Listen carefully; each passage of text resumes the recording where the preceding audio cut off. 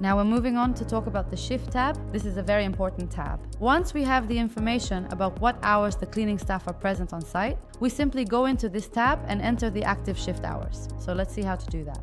Right now, we're looking at a company that already has shifts set up, a morning shift and an evening shift.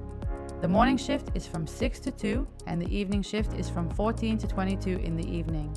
If I want to create a new shift, I simply click on New Shift, then proceed to give it a name, set the specific hours from 6 in the morning to 14 in the afternoon, select the appropriate rooms, select the designated days, and finally click OK. Right now it won't let me because there's already an active shift on the site, but that's okay. It's very important to note that there are no overlapping hours.